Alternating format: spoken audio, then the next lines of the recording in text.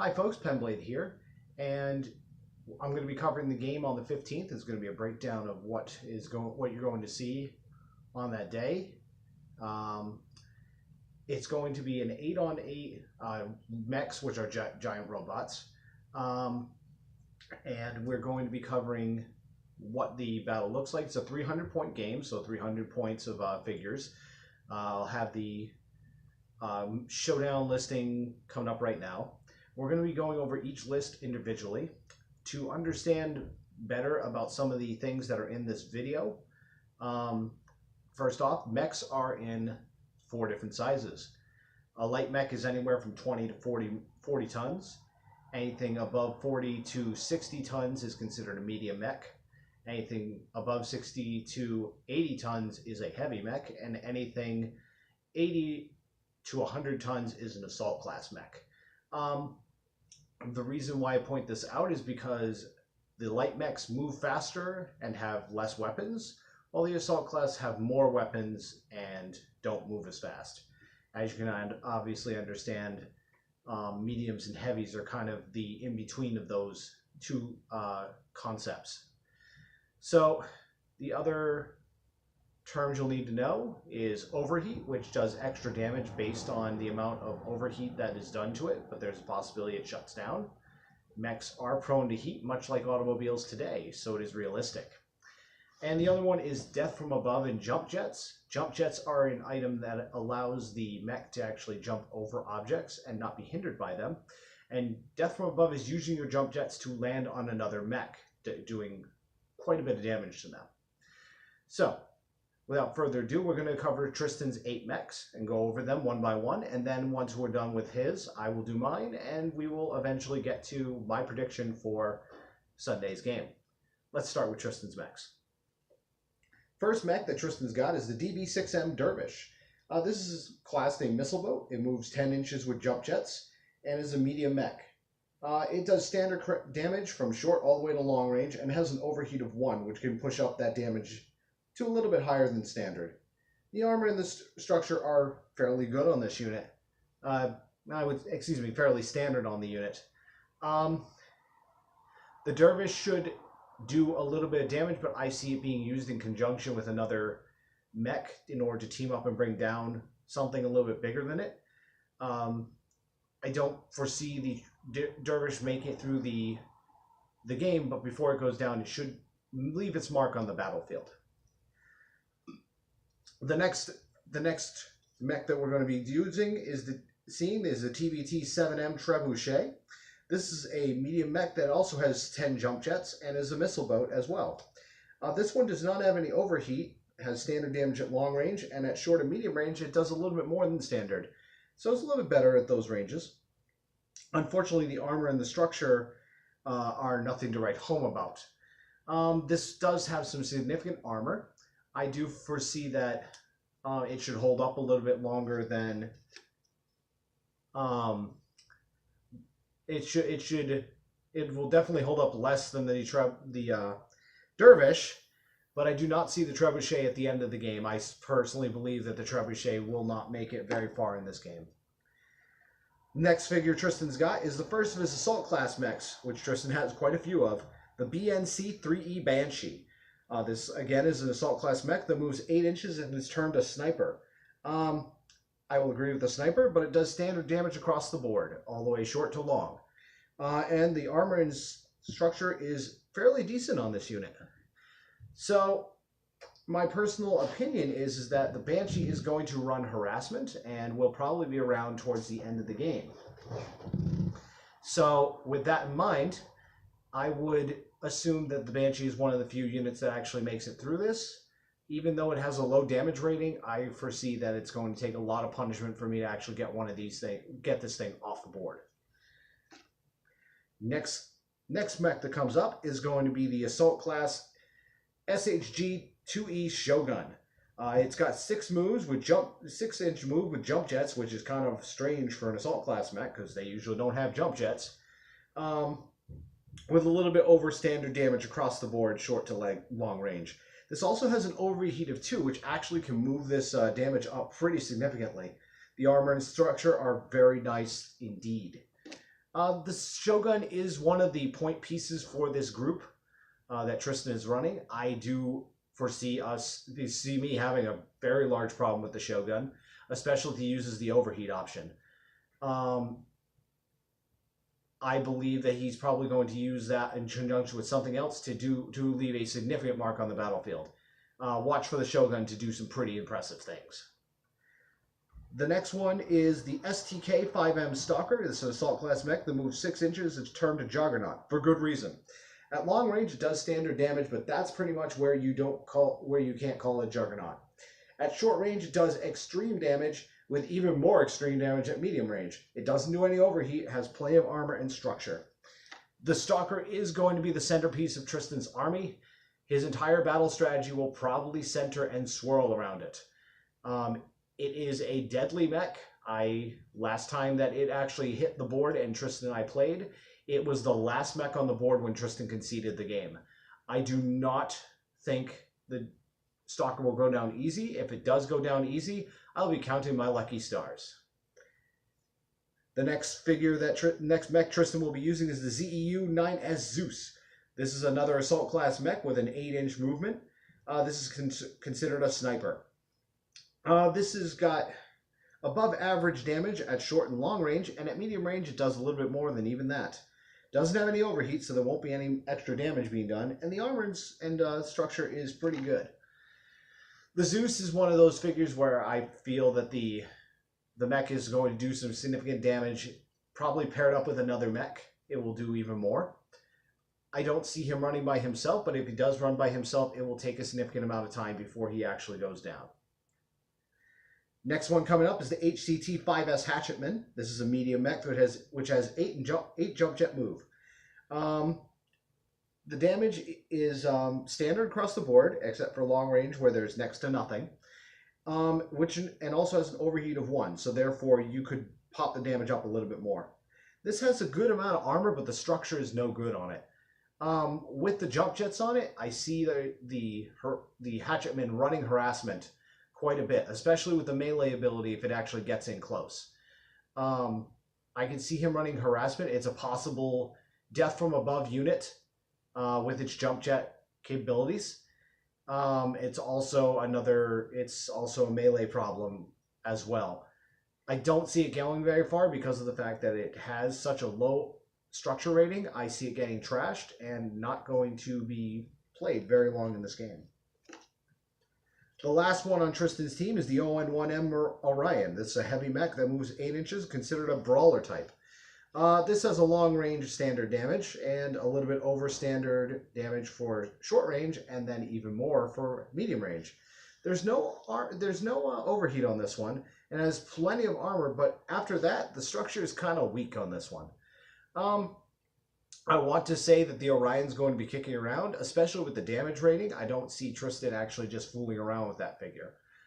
He will probably spend the time to actually keep the figure safe, probably work it with another mech, and I would think that it will be one of the last ones that go down.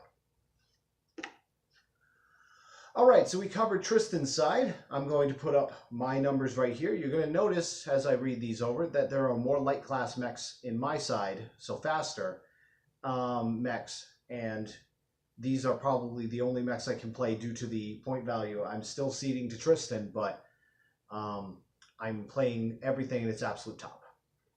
So the first one we got is the BJ2 Blackjack. This is a medium mech, which is termed a sniper, which moves 8 with jump jets. It has standard damage at long range, and at short and medium range does a little bit more than that. Has an overheat of 1, so that can be pumped up to a little bit more than that, with a decent armor and structure value. The Blackjack is a decent mech. It moves around quickly. I see it as being a harasser, and it should hold its weight for quite some time. Will it be there at the end? That remains to be seen. I personally believe that it might be, because it is a medium mech, and it will be probably plinking away at some of the bigger or smaller mechs as it goes along. The Clint, the CLNT-3E, is a medium mech that has a 12 jump jet move. Long range does standard damage, less than standard damage, and standard damage at short and medium range with an overheat value. This thing has next to no armor or structure. I want to say that the Clint is going to do something, but most likely it's probably going to be alpha striking the way on its way out, trying to kill something as it goes down. 5 is almost enough for some of Tristan's key assault class mechs to actually hit in one shot and kill it.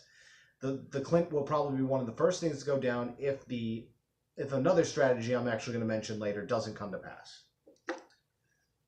The next one is actually named Gravedigger after the pilot's call sign. This is a Grasshopper, which is a heavy mech, has 8 jump jets, and is considered a skirmisher. It's also a little bit better than the normal mech warriors that are going to be fielded out there. This one does next to no damage at long range, but does a little bit more than average damage at short and medium range. Also has an overheat value to actually bring it up to a very decent level, and that overheat value is 1. The armor and the structure on this are very nice indeed. I can see the Grasshopper being one of the top units in my group, especially with the 3 attack, the 3 damage, and the jump jets. I think it will be one of the last figures to go, but time will tell based on what Tristan's strategy will eventually pan out to be. The next figure is one of the few assault class characters mechs I'm running. This is an assault class Victor, VTR-9D. It has 8 jump jets, is considered a skirmisher, does standard damage at long range, and at short and medium ranges, well, does a lot more than that. There's no overheat on this one, and the armor and structure are fairly good. The Victor will be probably kicking around this entire game. Again, another one that I would say is probably going to be the last one to fall, especially with the damage. It could probably kill off a couple things before it actually goes down. So that'll be nice to see, honestly. But I assume Victor will be one of the point mechs, probably dealing out damage to the opponents. This one is named after the mech warrior himself, Lucius Finn in the Wolfhound. This is a light mech that moves 12 inches and considered a skirmisher. It also has the best mech warrior rating in this entire grouping. It has standard damage at long range, and at short and medium ranges does a lot more than usual, a lot over standard.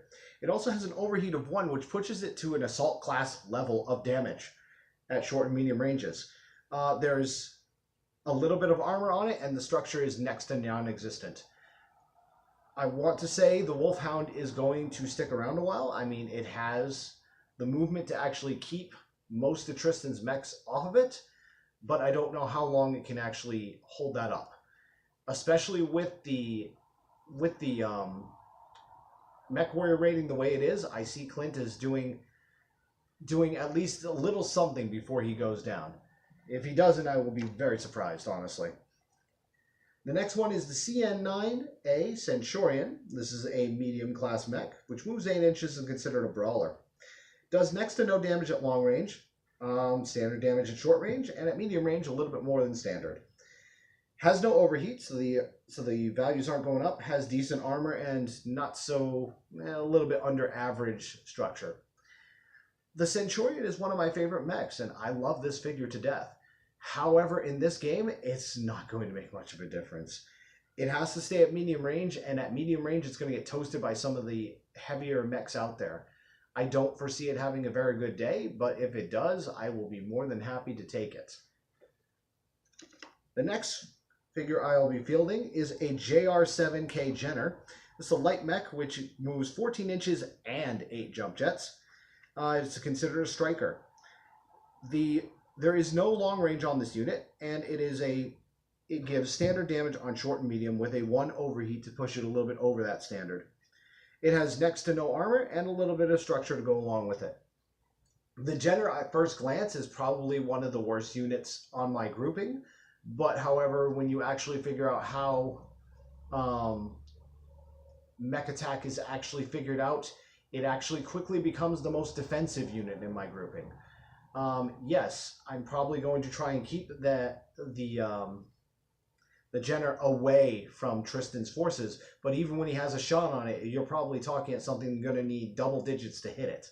So that might be the Jenner's saving grace, and it might be running harassment all throughout the game until it is the last one standing, and it might just be.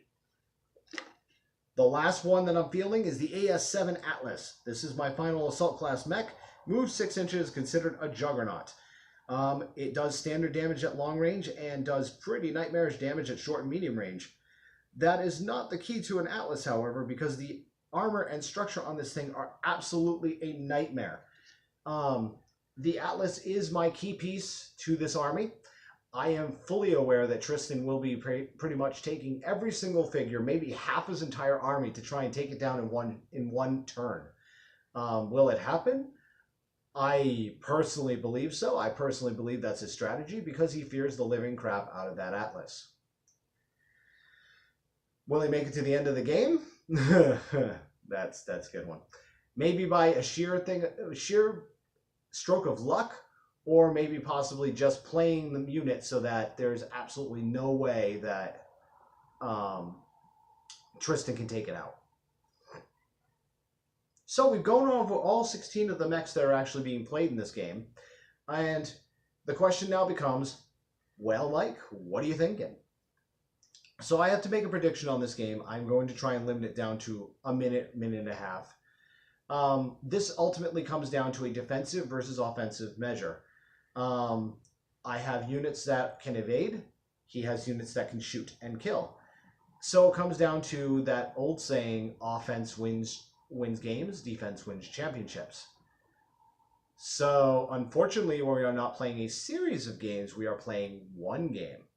So most likely, Tristan will win the game, but if it came down to 100 battles, I'd probably win more than he'd win, if that makes sense. So I foresee this being an interesting game. I'm going to call it at 3 mechs. Tristan will win with 3 mechs remaining, is my thought, because this is a battle to the death. We will probably have to stop filming after a while, as the video units will probably not have enough storage to actually store all this. But that is my prediction. Tristan wins with 3 mechs remaining. I'm not even going to go out on a limb to actually say which 3 they are, because I'm not 100% sure what those 3 mechs will be. Anyways, thank you for hanging out with me today and actually listening to this video. I hope you enjoyed it.